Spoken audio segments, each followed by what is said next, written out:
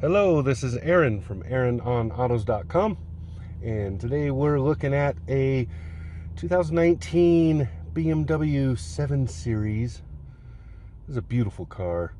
This is a 750i. As far as I know, it's got everything you can get in this car. It's a beautiful executive sedan. Price tag is roughly $126,000. Has so many great things. So there's so much going on in this car that I don't know that I'm going to be able to hit every single point in detail. There are a lot of things that I'll just brush over, things like how the seat massage works and stuff, because it's just way too much. This video would go on forever. Hey, it's Aaron from AaronOnAutos.com, and today's review is brought to you by the Gary Sinise Foundation. Click the link below and donate. We'll get going over here as the usual spot. So you can see the interior lighting. This is the ambient lighting. Runs in a full circle all the way around. And then you'll see it under there. You'll see it in the back. You see it in the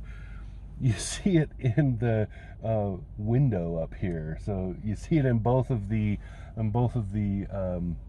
why can't I remember the name of these windows that are on top?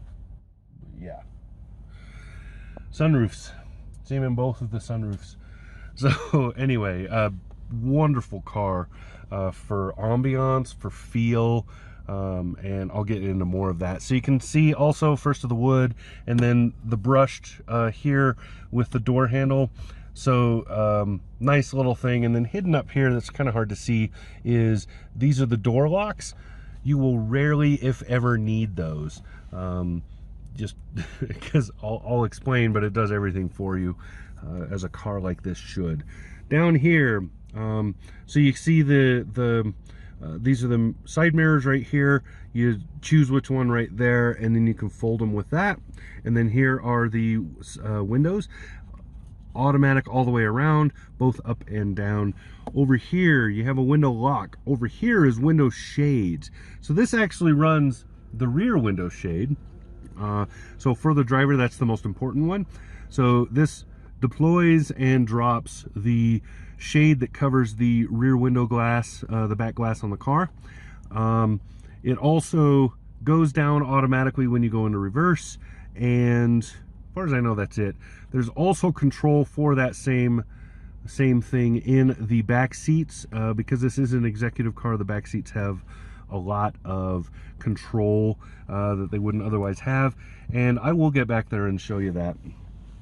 Over here you have the first of the speakers. This has the Bowers & Wilkins system in it.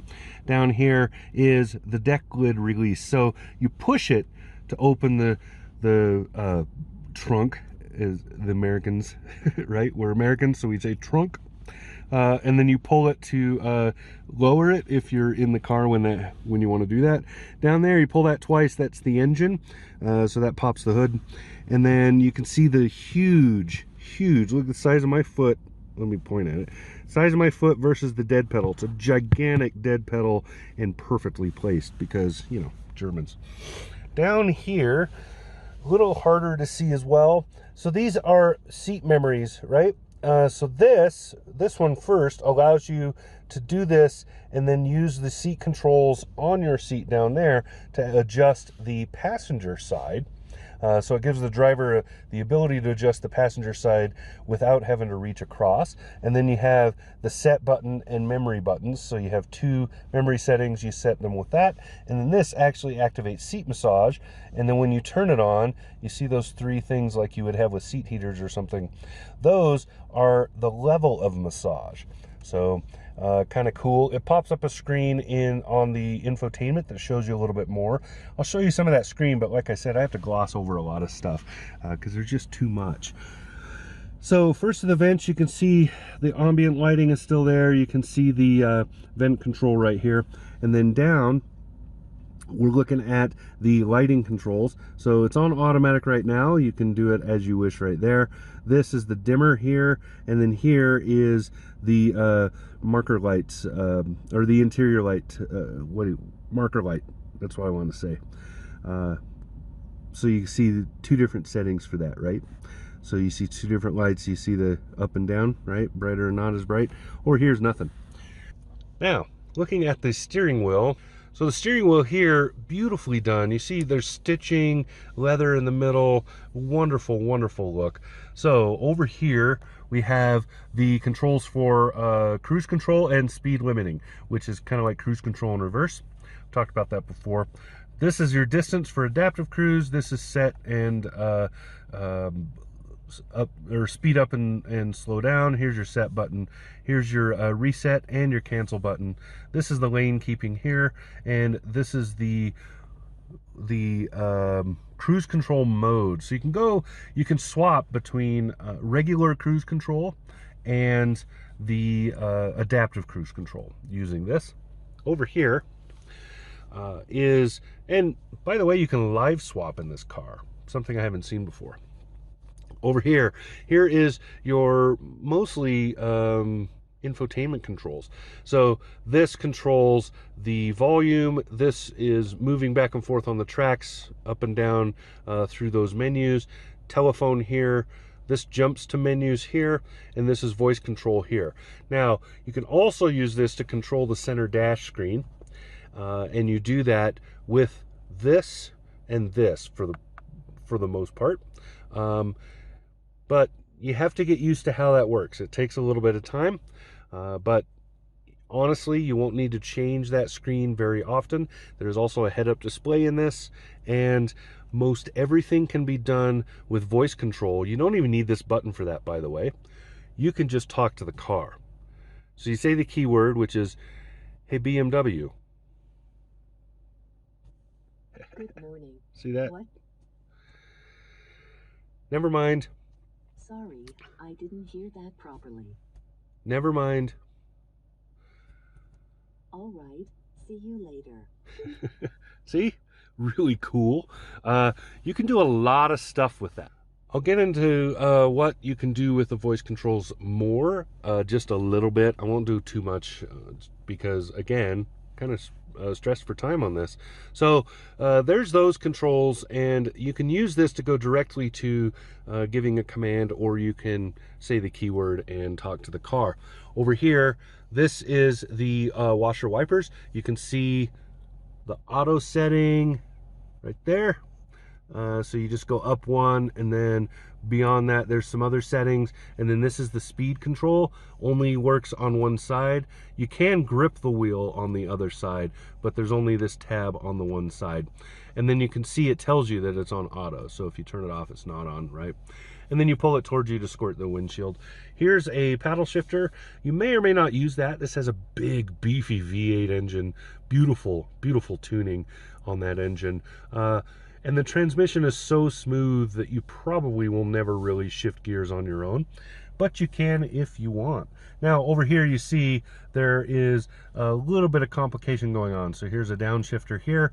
This is for the brights here. Signal turns up and down, and then you can see automatic brights. You can set those here. So if you want to just have that on, you push it and the indicator lights up. There you go. I don't tend to trust these because they tend to be flashy, so they turn on and turn off a lot. That's true of every vehicle I've ever been in that has this. It's because it's almost entirely controlled by how much light there is coming in front of the car, and sometimes it just doesn't see, sometimes it reacts to street lamps, sometimes it doesn't see oncoming cars until much later than I would prefer to have it off. Lots of little things like that that to me are just an annoyance, so I use this manually, but it works really well. So for those who don't mind those little quirks, that's a great thing. And then up here is your BC control. So let me see if the indicator, I don't remember if there's an indicator for this. There it is. So you see what it's doing? Swapping between the different things on the screen up there. So that's sort of like the there's a name. BC stands for something, but I can't remember what it is. It's basically the driver information screen, more or less. So let's go back. Let me put this back where I had it to start with. That's what's playing on the radio right now. Pretty cool looking, huh? Anyway, I will show you some more of those. I might as well just do that now, right? Because I'm already in the middle of it. So you can see this is kind of the drive mode and what gear you're in. This right here is the average. So you can see what the averages are for miles per gallon. That's since the trip started, also on this one. And since I just started the car, it's not going to show you anything. I can say fuel economy in this is pretty good, but it's not great. It is a large 8-cylinder engine. It's about displacement and muscle, not about fuel economy in a car like this. You get the plug-in hybrid if what you're looking for is fuel economy. Now here you can see what the transmission is doing, engine is doing. So you can see how much output is happening. And then here you can see your G meter. So it tells you, the movement of the car. And back to what's on infotainment. Over here is the screen that shows different information about the car, but mostly your miles per hour, because there is no kind of fixed tachometers, right, or fixed speedometers right here, right? And then that's there, and then again you have a head-up display, and then over here is fuel. Across the bottom are all of the fixed information, doesn't tend to change much. Over here is your tachometer, and then let's see, over here is engine heat, and what am I missing? That's about it. And then this usually shows maps. It also shows other information as needed, turn by turn if you're doing that sort of thing. Up here, this is actually the little panel where it watches you for your eyes going off the road, all that kind of stuff. So this is sort of like the safety sensors for the driver, I think that's the best way to put it. So all the nanny monitor stuff happens on that. And then can't really see, you can just see it, maybe the head-up display. This reads, so you can see it's right there. This reads street signs, reads them from the camera, screws up school zones and other things all the time. But it is pretty good about construction sites and stuff, or construction zones and stuff, because again, it's using the camera for that. So at least it's got that. Over here, you can see you have the start button right here, right? So start and shut off the engine. And the auto start stop, you can toggle that here. So if you don't like that, doing it at the stop signs and whatnot, you can leave it not doing it, leave it off. Couple things to note: when you shut the car off, it does not necessarily shut off. It shuts the engine off, but it's still making a lot of noise. The fans will keep running, the radio will stay on, lots of things keep happening. Not until you open the door and get out, which is the norm in many cars, but until the doors are locked. The cool thing is the doors lock automatically when the key fob leaves the car and is at about 15 or so feet away. Then the car will just, everything shuts off, doors lock. It says, okay, you're gone. And then when you approach the car, the opposite happens. Everything starts back up. As far as like the doors unlock, the pre-climate starts. So it starts a pre-climate sequence where it's getting the climate geared up and moving, starts a pump to move to start circulating things and get things going underneath in the background. And then when you start the engine, other stuff starts happening, right? Beautiful. That's some serious concierge happening right there. It's wonderful. Now, let's look at this infotainment screen. It's very large and beautiful, easy to see, quick to understand. If you're parked, it's a touch screen. If you're driving along, you use the command knob, but most of the time you won't have to use any of it, because there's either a hard button for whatever it is you want to do, so with radio tuning and stuff, or you just talk to the car. So I showed you that a little bit before. I can do it again, because out of all the things you're going to do with the infotainment, this is probably the thing you will do the most. You'll talk to it because it's phenomenal. And it's only going to get better over time. So it works similar to like an Amazon Alexa, Google Home, that sort of thing. You just say, hey, BMW. Good morning. What can I help you with? Then you can ask for any of these things. BMW, cancel. Sorry, I didn't quite... I didn't do it fast enough. Cancel. Please repeat or say help. Cancel. All right. So you have several options you can do.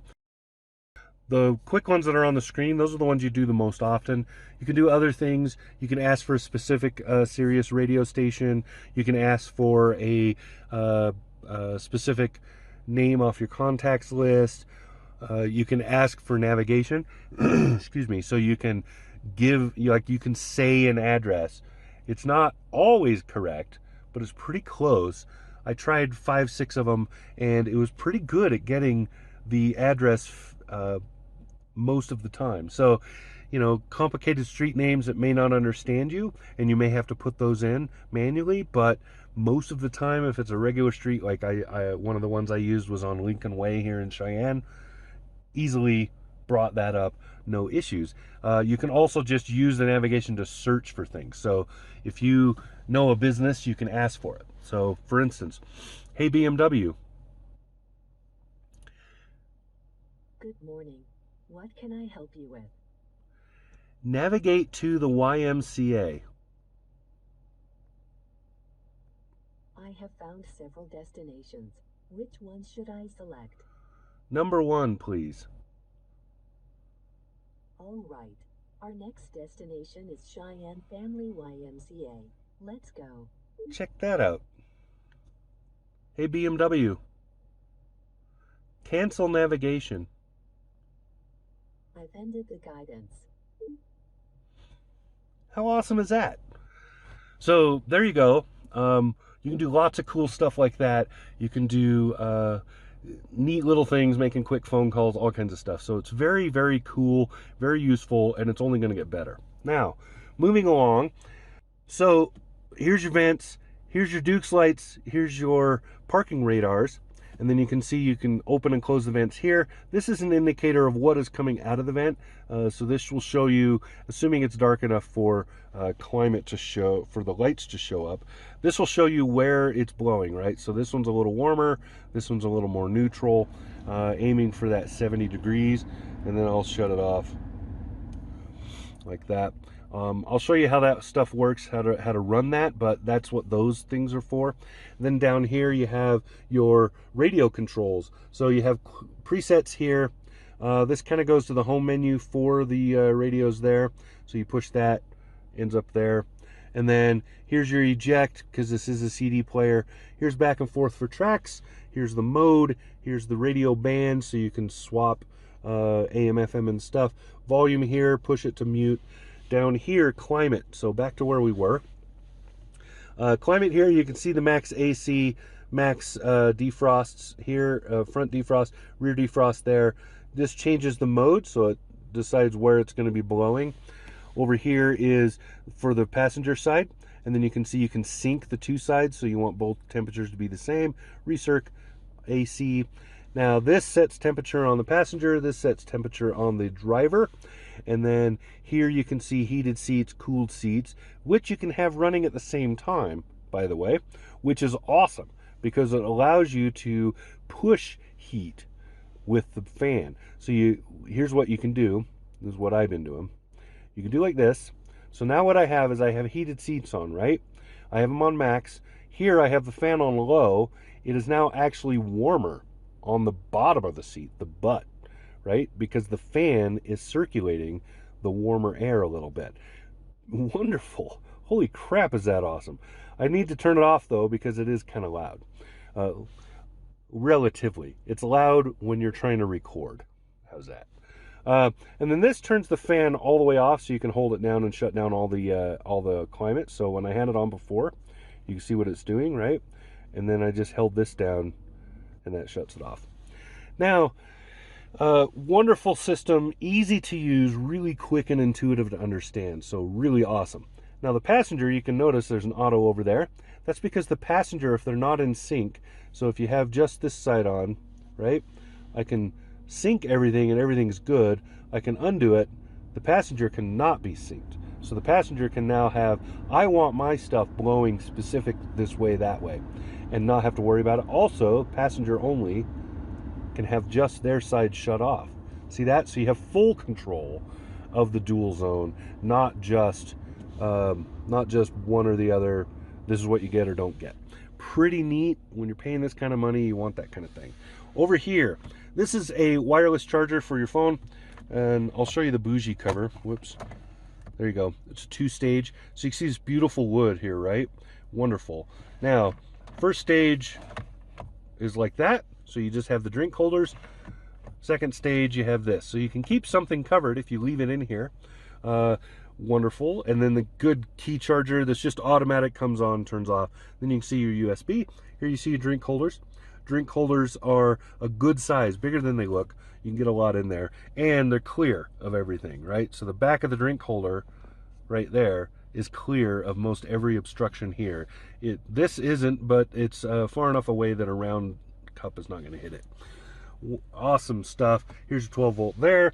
Here's the shifter, usual BMW. So you push the button and pull, you're in drive, push, you're in reverse, park like that. You can move it over while you're in drive to get manual mode, if you so desire. Over here, traction control, drive modes. So you got Sport, Comfort, Eco Pro. It is adaptive on these, so you can, it will adapt to the situation you're in. Over here is your parking radars, parking cameras, and the suspension. So you can raise and lower the suspension slightly. I'm going to say it's maybe half an inch. I'd be surprised if it's actually that much. But it is a little bit, and it can help if somebody has trouble getting in and out. Over here is the parking brake. Pull it to set it, push it to let go. Auto hold for hills. I like to call this launch control, but that's not really what it is. It's for holding the car in place when you're trying to move your feet along the pedals and you're on an incline so you don't roll. This is the controller for the infotainment. So when you're driving, you have to use this. Also, this is a touchpad, so if you're driving or trying to put in navigation info and you do not have you can't get the name of the place, or you're tired of going back and forth and up and down to try to get all the numbers, you can just write them on there. Also, the cameras in this sense who is doing what, so the passenger can use this and do things the driver cannot. It unlocks things if the passenger's using it, so while the car's in motion. That's pretty cool.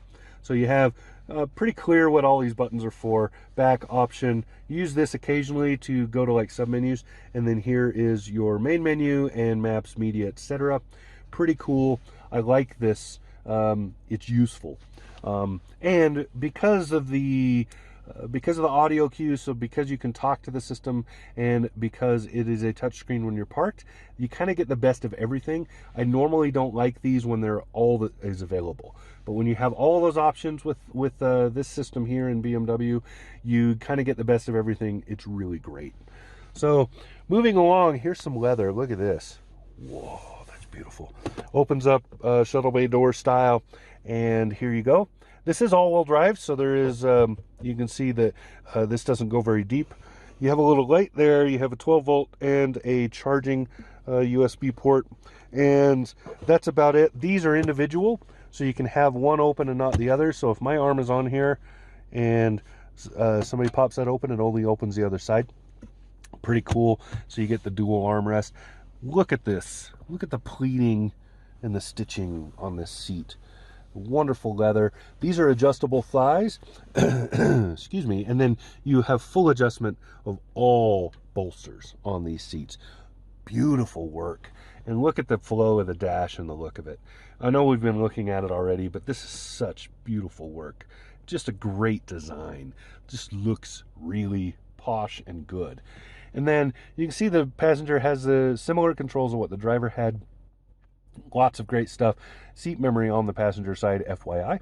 So wonderful, wonderful look. Good design. Looking at the back, that does fold up to make a middle seat, but you see the back seats from this perspective. Now, I'm going to get in the back and show you what the back looks like. So for the passenger, you're sitting in here. I'm on the passenger side of the car. Because this is really where most everything happens. So I have full control of my seating using these buttons here. I'll show you a photo that's a little clearer so you can see what they are. But wonderful. The seat goes up and down, back and forth. Seat back moves.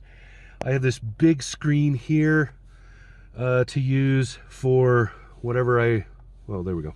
Whoops, I just shut it off. So I have this big screen here you can plug into it, so I can add things. I can run certain things on the car from my perspective. I can put in navigation and send it to the driver. Lots of cool stuff. I can change the media. I can do lots of things. This is an executive car. It's about the person in the back seat as much as it is the driver. So really, really nice. Now this is mirrored here. So I can get the tablet out, pushing this, releases it, pick up this little tablet. It's an Android style tablet, and again, very similar to what's up there. So it's you can do navigation, all kinds of other things. It can be passed back and forth between passengers, and when it's set in here, it clips it in place, automatically starts charging, good to go. You can turn it off with that. So I can shut it down. Boom, done. So really cool. There are drink holders up here like that. And then again, this folds up to create a third seat. So this looks higher because that seat has been raised, but it creates a third seat. You do lose control of these seats when this is up. But honestly, you're not going to be using that very often, right? Not going to be having this up very often. You're not going to be forcing somebody into the crap seat very much. And these controls are also on this side for that seat. And then again, you have the buttons for seat memory and for massage. Now, on this side of the car, I also have the ability to control that seat from over here. So I can push that seat forward, fold it down, which is really cool. So I have lots of control as the passenger on the passenger side of the car, so the executive rider. Then you can see there's like ashtrays, there's a few other things.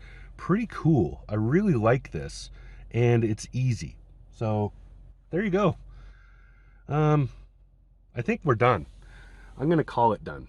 So yeah, there you go. This has been the BMW 7 Series. This is Aaron, aarononautos.com. Talk to you again soon. Subscribe.